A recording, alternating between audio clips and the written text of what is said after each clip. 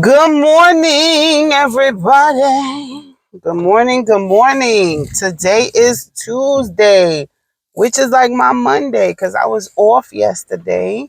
I was off for a few days. Took my kids to the spring dance. I'm off on Good Friday. Couple good days off over the weekend, off for Easter Monday. And now I'm back to work. Showered, teeth brushed, hair brushed and gelled. Okay.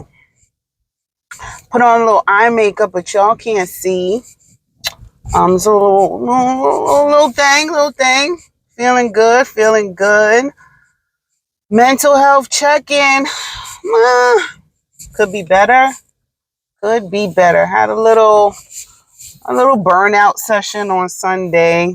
I'm a bit overwhelmed with adulting, but I got a really good support system at home, and we pushed through. We pushed through. Um,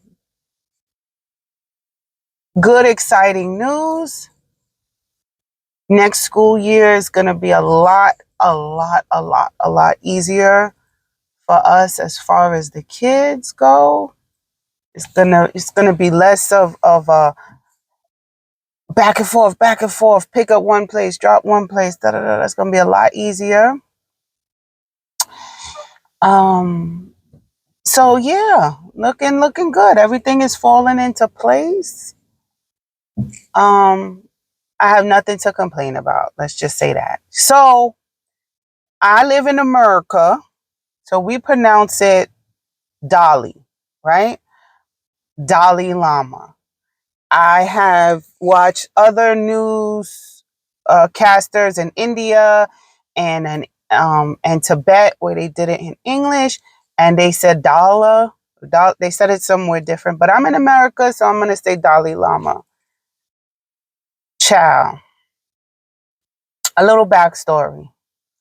I went through the religion gambit a couple years ago, just trying to find where I fit in. Um, Mother side of the family Christian, father side of the family Christian. I didn't automatically just say I'm going to be a Christian. I did some research. To me, Christianity had way too much holes in it, way too much corruption. Wasn't for me. It just didn't feel authentic for me. No shade or anything to anybody who feels it and who practices and follows it. For me, it didn't work. I explained all of that in my Black Atheist episode. So Judaism, same thing, just didn't fit me.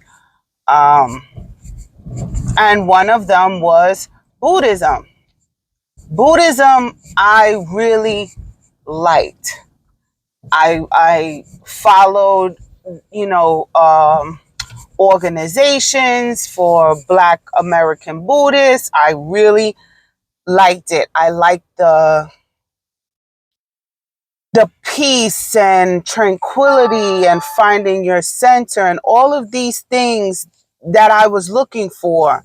It didn't seem like a religion that was based in fear mongering, repercussions. If you don't do this, you're going to go to hell, da da da da da. It was just all about just being a good person. So I was like, okay, I bought books. I bought well, not physical books. People buy physical books anymore anyway. I bought like digital books, right? Digital books written by Black Buddhists, and I read and read and read and read and read. And although it fit me, it didn't fit me completely. I'm a big, fat, juicy feminist. I just found it very misogynistic as far as the people part of it, right? Not necessarily the spirituality and principles of it, but as far as where people come into play, it's male dominated. So, like all the religions I practice, I pick and chose what I wanted from it. So, from the Christianity, I pick and chose the I'm tired, guys. The giving back, right? The charitable part of it. The Judaism, I kept the family. One thing about Judaism, it's very family oriented. You do this with your family, do this with your family, the big get-togethers, the sit-downs, the all of that. I wanted to keep that. Unfortunately, I don't have a family large enough to practice that. My circle isn't large enough to practice that, but I like that part of it. So if I do have that situation where my family broadens or my friend circle broadens, I definitely want to do that. And with the Buddhism, I kept the peace, the inner peace, the finding your Zen, the reflections, yada, yada, yada. So it's not one religion, it's a cornucopia of different things from different religions. Back to the Dalai Lama. Now, with any organized religion, the flaw in it is the people. Not necessarily the doctrine, because that doctrine is written by people. Not the overall message of religion. It's the people. So I'm not going to say that because of the Pope or the Dalai Lama or whatever, it's the people. People are flawed, inherently flawed. We are. We have to be. You know why people are flawed? If we wasn't flawed, the planet wouldn't survive. We're consumers. We would consume it in its entirety. So we have to be flawed. We have to have diseases. We can't live forever. We have to die. We have to have sterile people, yada, yada, yada, or else we would consume everything on this planet before it could regenerate. That's what I mean by people are flawed. So apparently, back in February, there was a situation where the Dalai Lama was in India, I guess at a conference or whatever. There was, looks like thousands of people were there, or hundreds. It just looked like a lot of people. It wasn't a small, intimate gathering. It was very, very large. And a little boy goes up to him, "Can I hug you?" The Dalai Lama proceeds to kiss this boy on the mouth with some very questionable groping, sticks out his tongue and tells the boy, "Suck on my tongue." Now, there's probably more in the video. I could not stomach it. And I eat hot sauce and I feel like my stomach is strong. I could not watch any more of this video that I came across on Twitter. It was too much for me. This little boy looked about 10. When he stuck out his tongue, so I don't know if the boy actually sucked it or not, but look, I can't. I'm not even gonna go there because I'm gagging, right? Like it's already filling up in my mouth. This came out in February, and it was quote unquote leaked or released. Now, in the video, when the Dalai Lama says this, the crowd is cheering. They're not booing. They're not in disgust. The boy's parents are all for it. Right? So now the Dalai Lama's people put out a statement. He's a kidder. He's a joker. Da, da, da, da, da. To me, it's reminiscent of the Pope that had to resign. Right? The Pope's resigned because of all of the controversy surrounding him and handling of abuse cases. He resigned. This is reminiscent of that. Oh, the Dalai Lama is a joker. He's a kidder. Da, da, da, da, da, da, da. If you're unfamiliar with the practice, people send their male children, because girls are not even allowed to touch a priest, a Buddhist priest or monk or what have you. Females are not allowed to touch, right? You can pray, you can give, but you cannot touch him. So boys are sent there to study to become a monk. Closed. It's not open. The doors are closed. My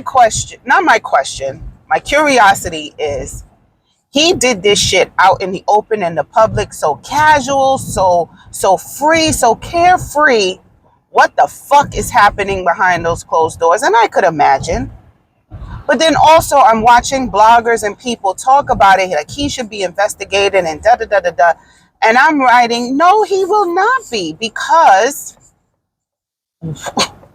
He's bigger, bigger than the Pope. Okay, you Christians and Catholics might think that the Pope is the biggest. He is not. He is not. He is bigger, more powerful, more wealthy than the Pope. Okay?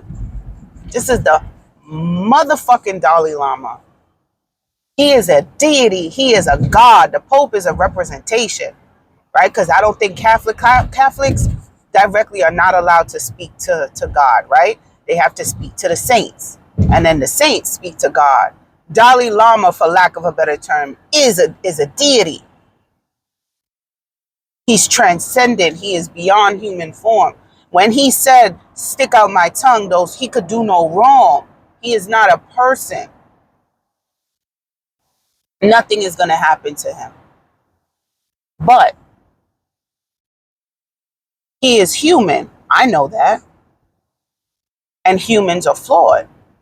Now, I've seen some articles about how he might be going through dementia and da da da da da da da da da. That may be true. But dementia doesn't turn a non-pedo into a pedo. What dementia does is take away the veil that you have been forcing up for years, and now you're able to be your authentic self. If you inherently are a mean motherfucker, but you just had to hide that because it's not socially acceptable to going around cursing out everybody, when your dementia kicks in, you're cursing out and spitting on people.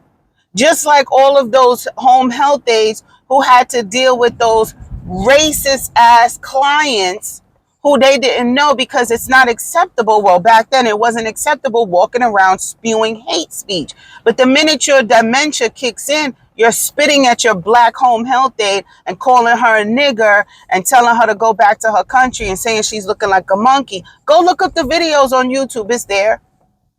It's there because their brain can no longer code switch.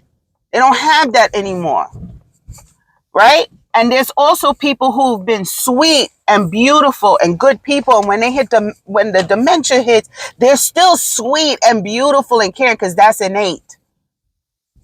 So has the Dalai Lama always been a child loving? I'm not going to use the F word.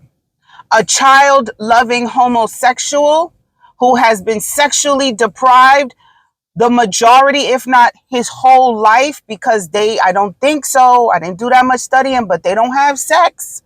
It's probably a virgin with human needs and human hormones. Has he always been a boy loving homosexual? And now that he's up in years, the veil can no longer be sustained and his true self is now coming out.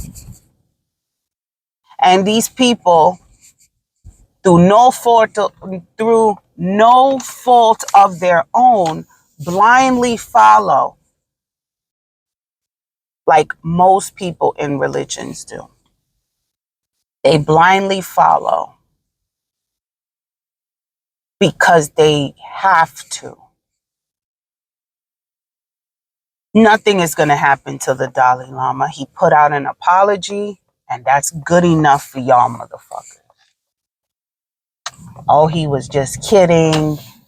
He apologizes to the boy and his family. He was just kidding. No, he wasn't. That's one thing about apologies. When a celebrity or somebody in the public eye does an infraction or an infarction, I've heard that. What is it? Is it infraction or infarction? When they do something wrong that is socially unacceptable, they don't come back and apologize. You only apologize because you got the backlash. I don't know anybody who did something and came to their own aha moment without social ridicule and backlash and apologized on their own. Never. Case in point, Jill Biden.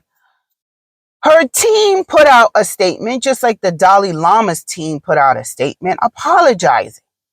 But that's how you really felt. If you call me a big fat nigga bitch in front of everybody, and then they say, oh, you can't say that, that's wrong, and then you apologize to me, you still think I'm a big fat nigga bitch. You just apologize for me hearing it. You're not apologizing for how you feel. You're apologizing for saying it. That's two different things. Oh, he didn't mean it. Yes, he did. He wanted that young boy to suck on his motherfucking tongue and get his jollies up. That's what he wanted. I don't even know if he did it or not. And please don't tell me if that boy did it or not. I can't take it. But he's only talking about the tongue comment, whereas all the other, the groping was there. The groping was there. You felt up on that boy and you wanted that boy so bad you didn't care where you were. The boy looked about 10. I'm going to say 10. I think Indians tend to be smaller than us big, than us big Nephilim ass Americans. So I'm going to say he looked about 10. A child.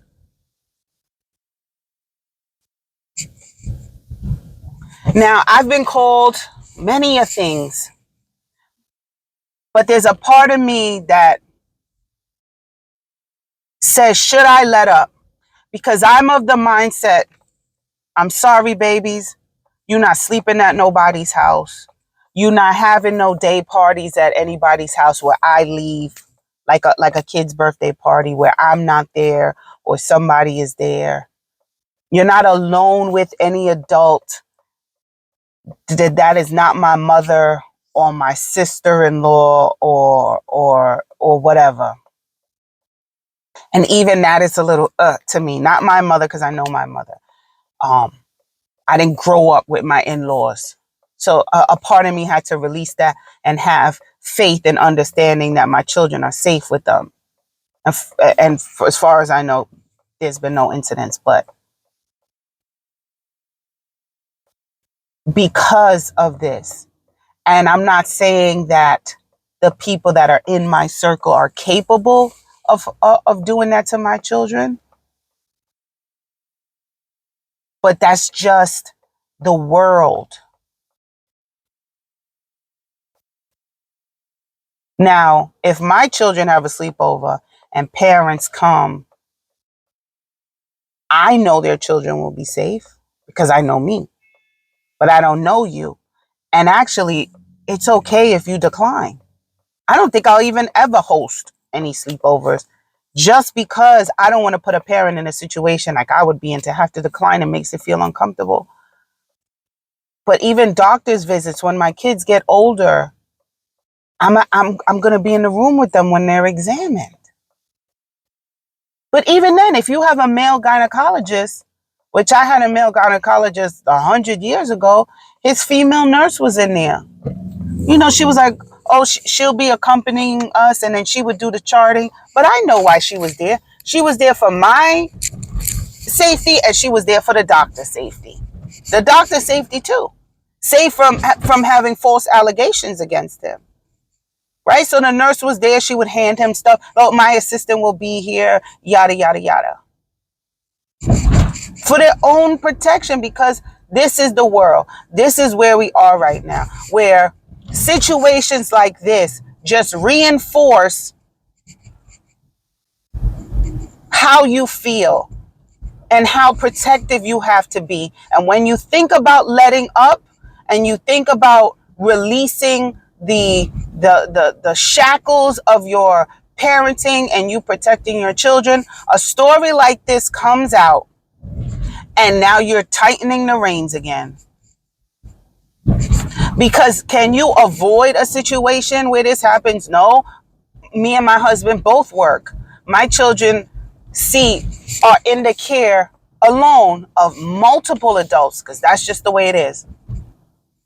They're around different adults and children at school, and they're around different adults and children in after school. Because our lifestyle requires 2 incomes and some. If I could get a third, that'd be real good. Right? So we have to work. Both of us have to work. So I cannot be with my children 24/7. And even if I was a non-working parent, I don't call it stay at home because that's a job. If I was a non-working parent, like I didn't have to go anywhere and I just took care of my family and my home, the kids still go to school and they're around adults and children without me, unless I homeschool them. But then I feel like you lose a part of the social development when your children are not around other children.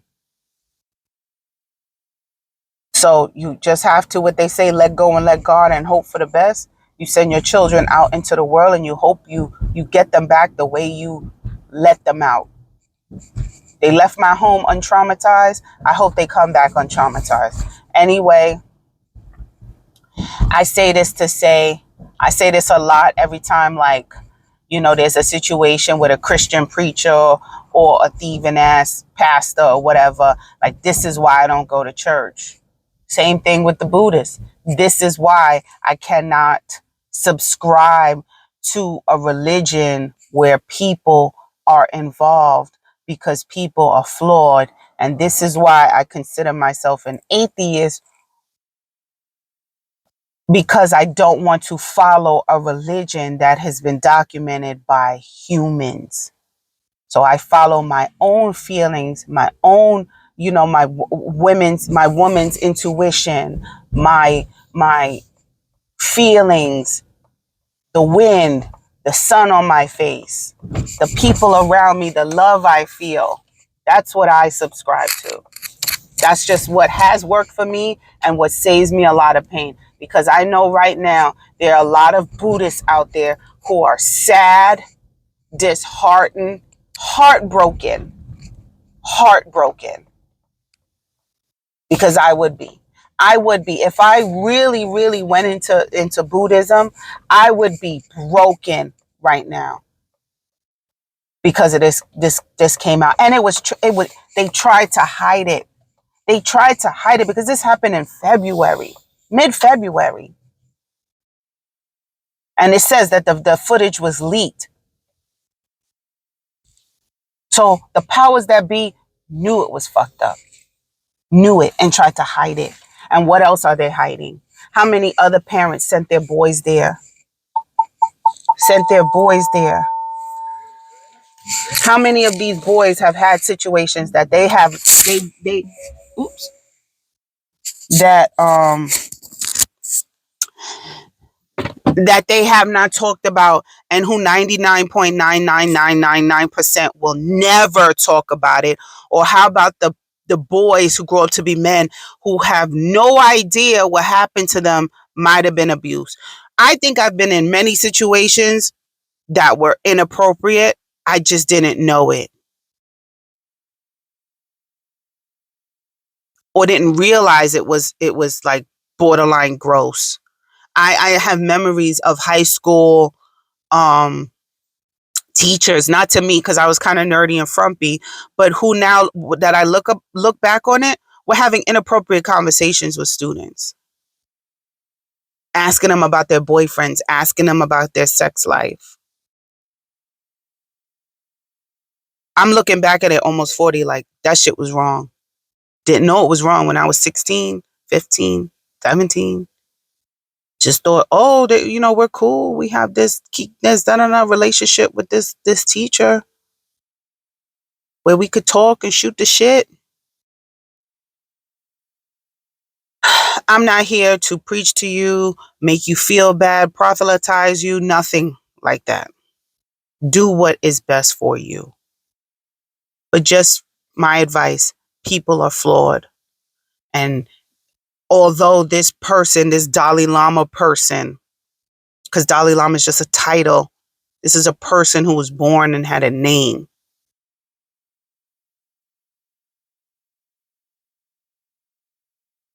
Is not a fair representation of all of the practices and principles of Buddhism. And that is not a reason to abandon the religion because of one flawed human being. I can't keep talking about it because it's gross and I'm having like flashbacks of just that image. But I just felt like this is in the news, so we should talk about it and we should give it just the same amount of press and attention that we do when it comes to the Catholics and when they do something wrong. Fair is fair, equal is equal. But you know what? I don't think this is getting the amount of press that it should. And that's how I know that this man, this organization is so big. Peace out, y'all. Hopefully I have a more fun video next time. Bye-bye.